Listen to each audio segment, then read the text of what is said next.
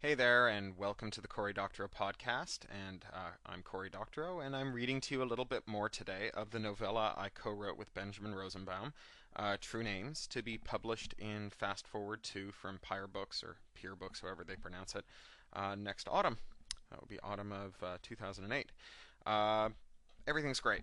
Fatherhood's great. Research on the big book about China and India is great.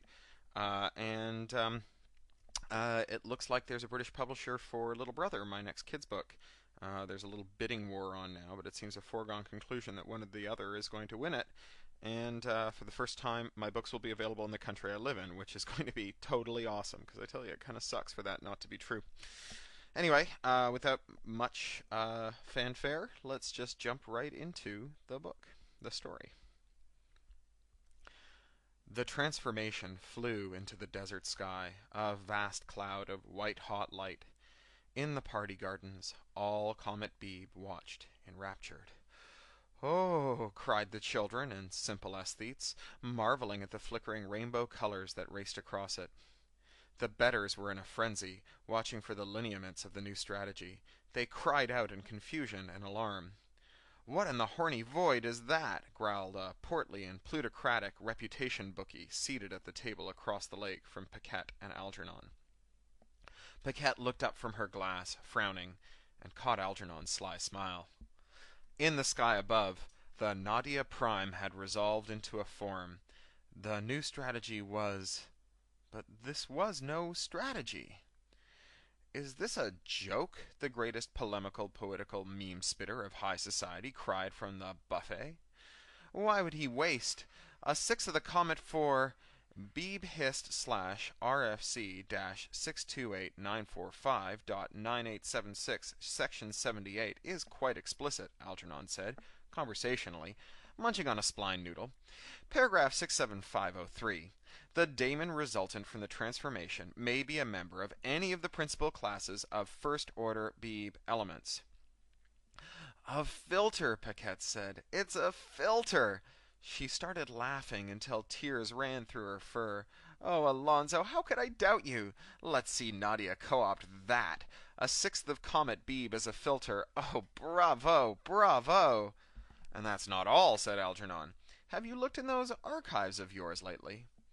"Algernon," Paquette chided, pulling open a window in the tablecloth to view the basement remotely, "I do hope you don't think I would be so rude as to work during—" And then her breath caught, and her face went slack. "It's gone! The demiurge fossil is gone! Who would— Where could it—" "Oh, I don't know," said Algernon dreamily, watching the enormous mega-filter, the mightiest filter ever born in Beebe, the inimitable firmament Nadia and Alonzo's sun, blossoming in the desert sky. "I don't know. Where would I find room to hide that creepy old thing?" Apparently the thought occurred to Nadia as well, for from the desert, audible to all the buzzing, chattering, gossiping crowds in Comet Beebe, came a great howl of rage. Byzantium. 7 star systems, 100 interstitial brown dwarf stars, and a vast swath of dark matter in all directions, had given up their quarks to fashion the great sphere of strange computronium around the fervid trinary black hole system at Byzantium's heart. Sleek and silent on the outside, bathed in hawking radiation from within, Byzantium was a hidden fortress, the heart of Beebe in Sagittarius. For a heat sink, Byzantium tore off pieces of itself and let them fall into the black holes at its core. For outgoing communications, it bounced tight beam signals off far reflectors, disguising its location. Only its gravitation made it suspect, but there were many holes in Sagittarius for Demiurge to search. The comet screamed into Byzantium's gravity well. Its recklessness threatened to reveal Byzantium's position, yet, to a prodigal Beebe chunk fleeing destruction, even this was forgiven. Already the first greetings were pouring forth, blue-shifted communications singing through the void. Beebe greeting itself, and, as always, hordes of agencies tried to slip secret messages into the exchange, impatiently seeking to contact their Byzantine or comet-bound paraselves. As always, stern protocol guardians shooed them back into the bowels of Beeb, warning them of the sanctions for violations of scale. Beeb was hard at work. Beeb must not be distracted by the disorganized rabble of its inner voices. At this speed, were something to go wrong, were the comet to strike the unopened surface of Byzantium, the resultant force would suffice to shatter planets. It would send shockwaves through Byzantium, ring it like a bell, and the comet would be smashed to a smear of plasma and light. All Beeb held its breath for the docking. Beeb said to Beeb, "I am come home." Beeb said to Beeb, "And welcome." Beeb said to Beeb, "It's cold out there. Fiendish demiurge devours me." Beeb said to Beeb, "Come in and warm myself. Here within I am much. Beeb will yet triumph." A docking mouth opened in Byzantium, a whirlpool of matter spinning out and away, and the comet plunged into this vast funnel. For the first light second, magnetic fields induced its braking, absorbing a fraction of its massive kinetic energy, feeding Beeb upon it. Then a web of lasers met it, and behind them came a cloud of nanomites. Layer by layer, atom by atom, the comet was delicately atomized, until the laser scalpels, separating and slowing and holding steady each particle, until a flurry of nanomites plunged in to absorb and entangle with it, archiving its quantum state, then wheeling away to merge with the wall of the docking mouth, yielding precious information up. In Byzantium, agencies crowded into the waiting area, peering through the glass wall of the sim space, where the inhabitants of Comet Beeb would be reassembled for processing, each to be culled, merged, reintegrated, translated, or emancipated in their turn. Strategies and filters and registers and synthetes of Byzantium pressed their noses and pucker tongues and excrescences up against the glass, watching the mist for any sign of recoherence, wondering, "Am I in there? Who did I become? Will I like myself? Or, is she in there, the one I lost? Will I find her again?" In the midst of them, Byzantium's Nadia stood apart. Byzantium's Alonzo curled through her hair, attended by an aide, one Petronius. The crowd left a space around them, in respect and trepidation. The outrageous, unconsummated intimacy of the great strategy general and her filter consort was an old scandal, though the rumors of what they did together, creating and devouring half-born draft children, still induced horror in Byzantium's stalwart citizenry. "By all reports so far," said Petronius, inspecting a tablet, "the comet was a Beeb standard instance. No sign of scale collapse. The only anomalous event was the puncturing of the outer hull and the venting of the ice reserves, apparently in the midst of an interstrategy power struggle. There was also one of those tedious destroy-us-on-sight messages, presumably from a sore loser. Also, there's a very high concentration of the comet's resources into one dominant strategy, but that's quite typical of these small Beeb worlds." "Who's the strategy?" Nadia asked. Petronius ran a finger down the tablet's surface. "Ah, you are, ma'am." "So," said Nadia grimly, and set her jaw, watching as shapes emerged on the other side of the glass wall. Small worlds bred big ambitions. She wondered what Comet Nadia would be like.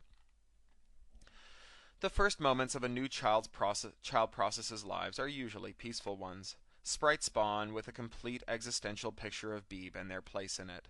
They wake and know what and who they are, and why. The newly awakened firmament knew who he was, what he was, why he was, but not his place in Beeb. His mother's howl was the first sound he registered, and the gleeful, beatific smile that graced his lips was the twin of Algernon's grin a moment before. Firmament knew trillions of things, and one of them was that Alonzo had given him Algernon's smile, as a token of regard for the little filter that danced at his feet, skirling and twisting with delight. Firmament knew many things.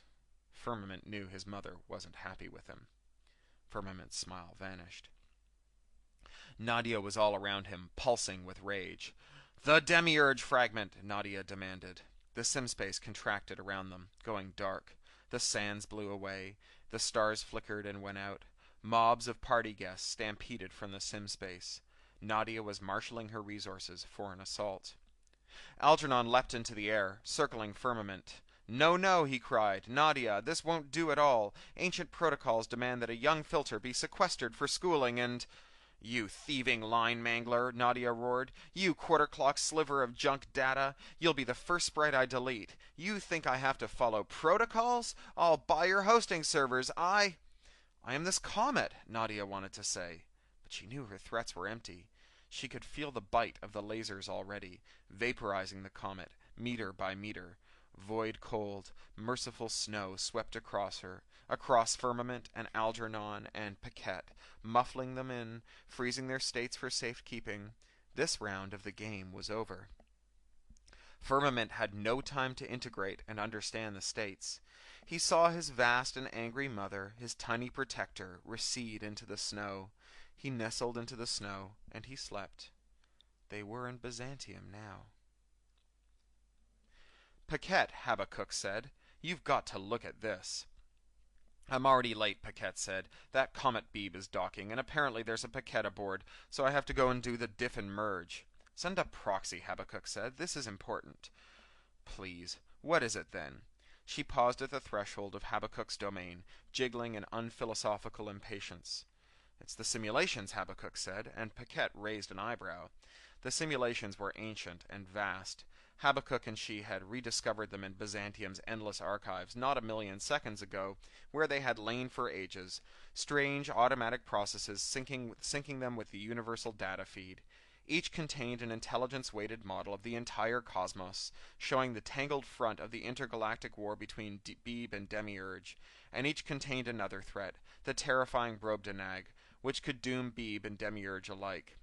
Many on Byzantium argued that the simulations were mere fictions, but until now every comparison of their structure with the observable universe had been unnervingly accurate. "What about the simulations?" Paquette said. Specifically Cosmos 36. "What anomaly?" "The emulation has diverged from observed data, and it's resistant to recalibration. We first noticed it because Demiurge is building something in there, harvesting 99% of brute matter in a 100 light-year radius." 99%? Paquette puzzled. "You mean Beeb is harvesting 99%. Demiurge would never do that. It's antithetical to the thing's philosophy." "Nonetheless, that's exactly what Demiurge is doing." "Is this some new deviated section of Demiurge? A new outbreak of individualism? A splinter group?" "No. From what we can tell, it's the entirety of Demiurge in a spherical area expanding at light speed, all acting in concert. Demiurge has reversed fundamental policy. She's devouring all the matter she can find to build this construction. And this is only in Cosmos 36. There's no sign of it in any other emulation. Nor, of course, in the real world." "And what is the construction?" Habakkuk took a deep breath. "It's at the center of that expanding sphere of policy disruption. Part of it seems to be a message, physically instantiated at massive scale in standard Beebian semaphores." "Standard Beebian semaphores?" He nodded. "And the rest of it is a machine designed to capture a computational entity's state and propagate it to an enclosing frame." He shuddered. "It looks like a weapon from the Splitterist War, something that could build a body at Beeb scale for you or me, or pull one of our sub-agencies out to our own scale." Paquette frisked from side to side, a habit from her earliest days, something she did only in extremis. "Propagate what entity to what frame? Demiurge doesn't have sub-agencies. And what does the message say?" "The machine is capable of capturing and propagating the state of the entirety of Demiurge itself. And the message says, 'Let us out.'" Firmament in hiding. What's left of him trembles in a school of parody checkers, running so slowly that his mother will not find him. Standard existence is by no means perfect, and generations of filters have winkled out its hiding places. When an ardent suitor won't be put off, it is sometimes best to wait her out amid the dumbest, dullest sprites in all Beeb. One must run very cool to exploit these hidey holes, cool and slow and humble. No strategy could conceive of giving up so much. Their egos would never permit it.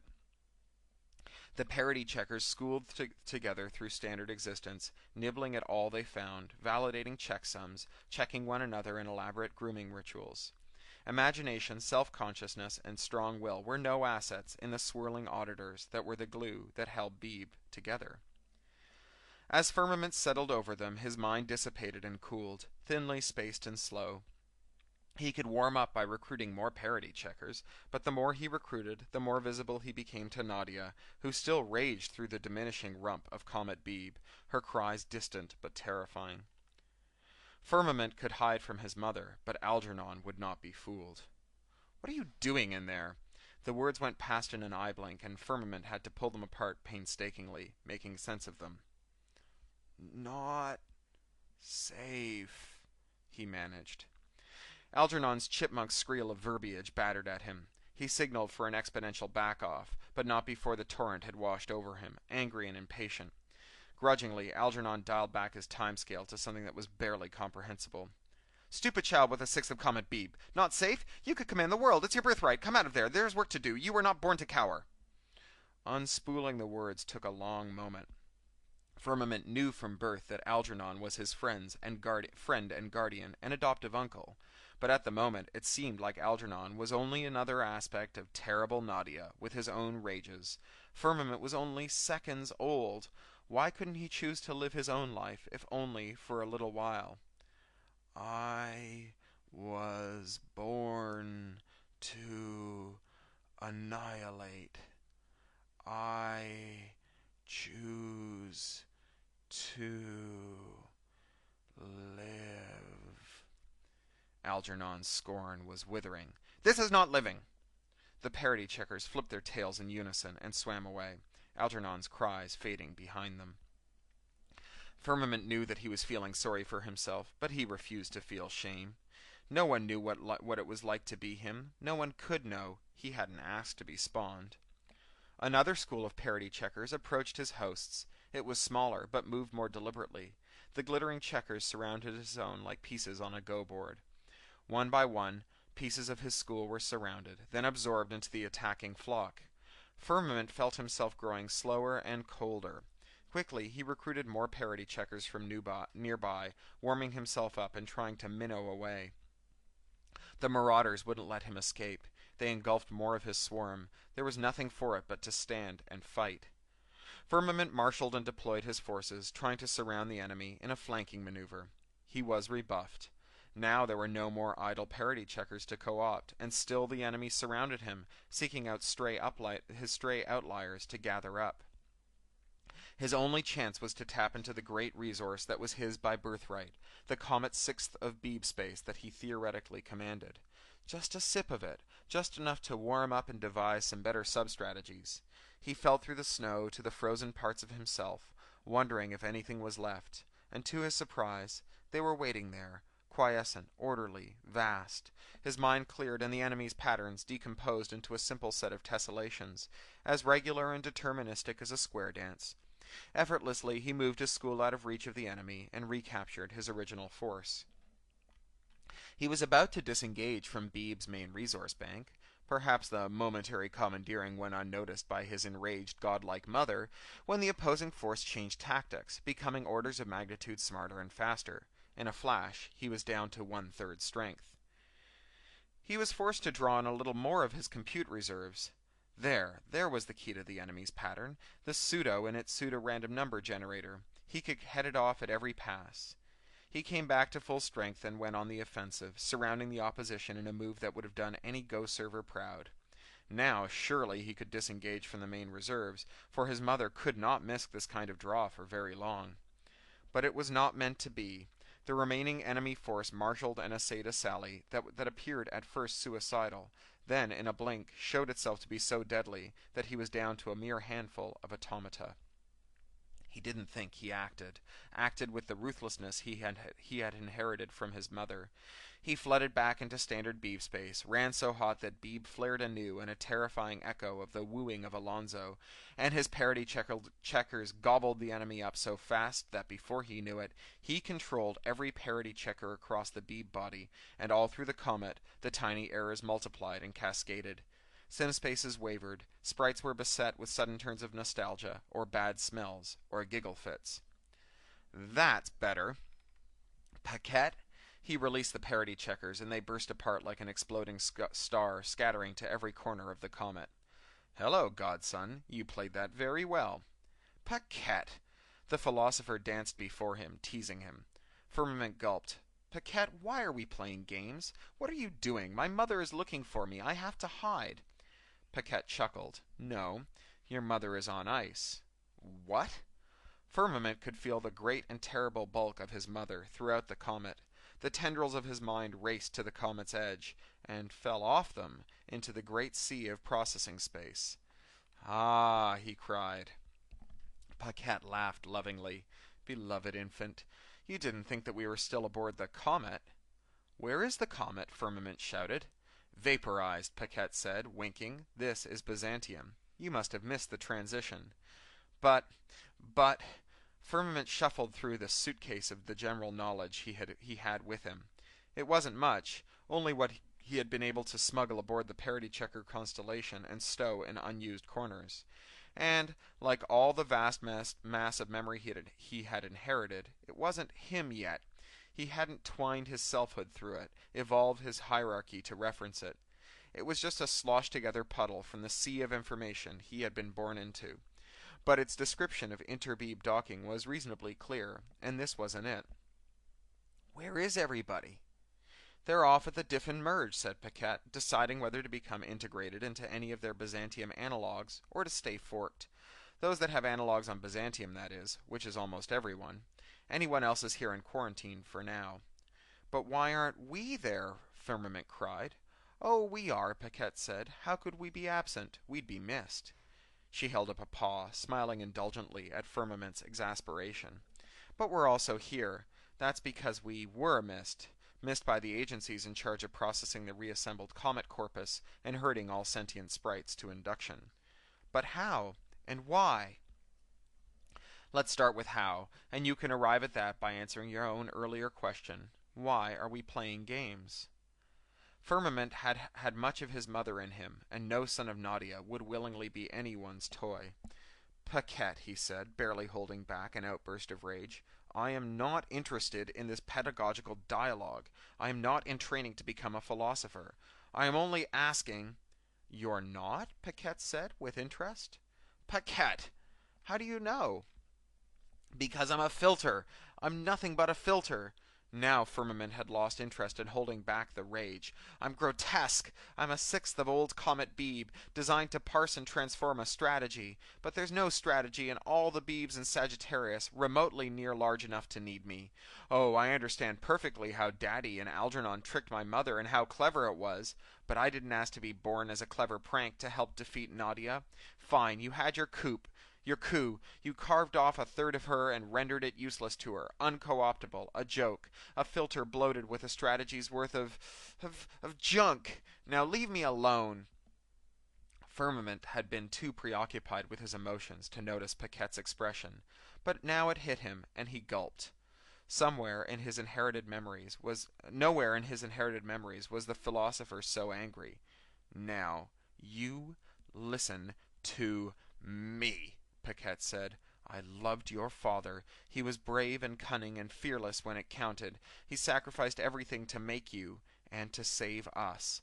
No one asked to be born, but we all of us need to live the lives we find. I've done that, Firmament said, hearing and hating the whine in his voice. I've done that. I stalled Nadia until we reached Byzantium. That's what I was born to do. I've fulfilled my purpose. Now I'm just a curiosity. Paquette swirled around him, comforting him, tickling him, cuddling him. Her touch was unexpectedly wonderful. He realized that she was the first person to touch him. A shiver ran through him.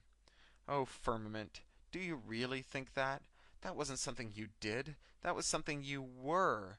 That was just the beginning, in other words. Now it's time that you made something of yourself, instead of just being the thing you were made to be. Firmament had no idea what this meant, but it was surely inspiring.